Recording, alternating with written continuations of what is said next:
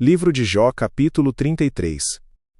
Eliú havia apresentado suas credenciais no capítulo anterior. Havia dito por que falava, e por que os outros haviam falhado. Agora era a hora de dizer o que tinha a dizer. E diferente dos três amigos, Eliú não começou com acusações. Começou com uma proposta. Uma forma diferente de entender o que estava acontecendo. Eliú começou estabelecendo algo que os três amigos nunca haviam estabelecido. Darei a minha opinião com franqueza. As minhas palavras serão sinceras, vindas do coração. Pois foi o Espírito de Deus que me fez, e é o sopro do Todo-Poderoso que me dá vida. Responda-me se for capaz, prepare-se para discutir comigo. Para Deus você e eu somos iguais, eu também fui formado do barro. Por isso, não tenha medo de mim. A minha intenção não é esmagar você. Para Deus você e eu somos iguais. Essa linha era radicalmente diferente de tudo que os três amigos haviam dito. Elifaz havia tratado Jó como inferior espiritual. Bildade havia chamado Jó de verme. Zofar havia descartado suas palavras como vento. Eliú disse, somos iguais. Ambos feitos de barro, ambos dependentes do sopro divino. E portanto, não tenha medo de mim. Não estou aqui para esmagar. Estou aqui para falar. E então Eliú resumiu a posição de Jó, com fairness surpreendente. Creio que ouvi você dizer o seguinte: não sou culpado, não fiz nada de errado. Estou inocente, não cometi nenhum pecado. É Deus quem inventa motivos para me atacar. Ele me trata como se eu fosse um inimigo. Ele amarrou os meus pés com correntes e fica vigiando tudo o que eu faço. Mas eu lhe digo que você não tem razão, pois Deus é maior do que as criaturas humanas. Por que você acusa Deus, afirmando que ele não dá atenção às nossas queixas? Eliú resumiu a posição de Jó com precisão razoável. Não inventou crimes. Não distorceu. Disse: eu ouvi o que você disse. E vou responder especificamente ao que você disse. A discordância era real. Eliú acreditava que Jó estava errado ao acusar Deus de silêncio e hostilidade. Mas o processo era mais honesto. Ouvir antes de responder. Resumir antes de refutar. Isso os três amigos nunca haviam feito. E aqui estava o coração do discurso de Eliú, a proposta que mudava tudo.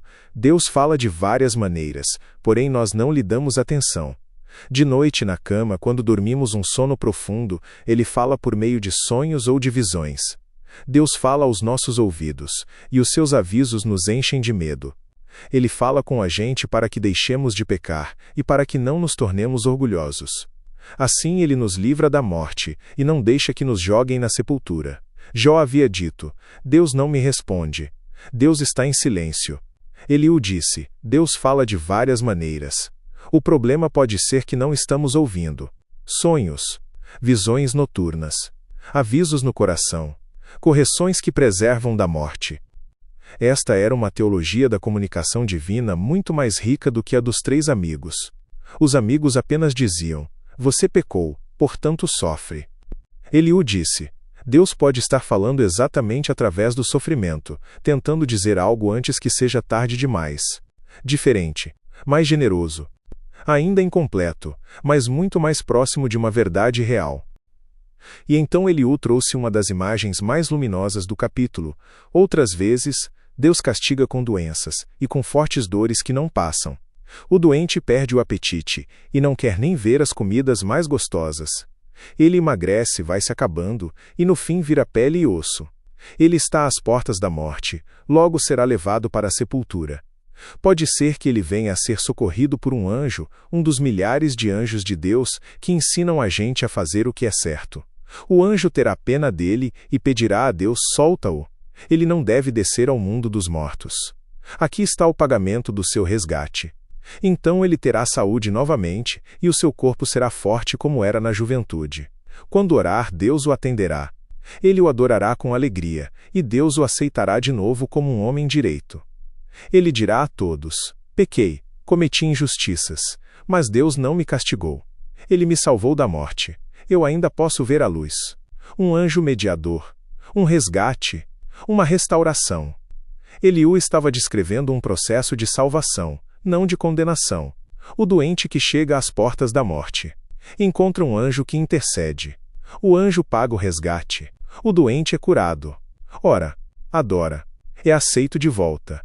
E confessa: não pela pressão dos acusadores, mas pelo encontro com a graça. Havia uma beleza genuína nessa visão. E havia, para o leitor que chegar até aqui, um eco do que Jó havia pedido nos capítulos anteriores. Um mediador. Um árbitro. Alguém entre ele e Deus. Eliú estava descrevendo exatamente isso, mas aplicando ao caso errado, porque Jó não precisava confessar pecados que não havia cometido. E Eliú terminou com uma afirmação sobre a generosidade de Deus.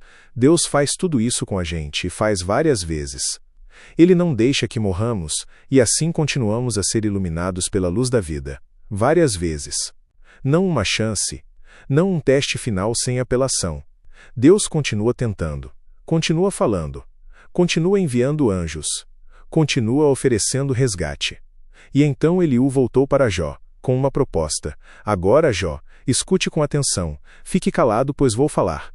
Se você tem alguma coisa a dizer, responda, pois eu gostaria de lhe dar razão. Se não, fique calado e escute, que eu lhe ensinarei como ser sábio. Eu gostaria de lhe dar razão. Nenhum dos 3 amigos havia dito isso. Eliú abriu a possibilidade de que Jó pudesse estar certo. Mesmo discordando, ele deixou a porta aberta. Jó 33 é o capítulo onde Eliú faz algo que os 3 amigos nunca fizeram. Propõe uma teologia do sofrimento como comunicação, não apenas como punição. Deus fala por sonhos, por visões, por doenças, por anjos mediadores. O sofrimento pode ser a voz de Deus tentando alcançar alguém antes da morte. É uma perspectiva genuinamente mais rica e mais compassiva do que tudo que ele faz, Bildad e Zofar ofereceram. E há algo verdadeiro nela. Mas, como tudo que os humanos dizem sobre Deus neste livro, é incompleta quando aplicada ao caso específico de Jó, porque Jó não precisava de um anjo mediador para confessar pecados que não havia cometido. Jó precisava de Deus mesmo. Em pessoa. Respondendo diretamente. E essa resposta, nenhum discurso humano poderia dar. Nem os 3 amigos. Nem Eliú. Só o redemoinho. Só a voz que viria depois. Mas Eliú disse uma coisa que permanece verdadeira para além de Jó. Deus fala de várias maneiras, porém nós não lhe damos atenção. Quantas vezes Deus tentou falar? Por sonho, por dor, por aviso, por anjo. E nós, ocupados com nossas teorias sobre ele, não demos atenção? Creia, Jesus te ama e ele vive.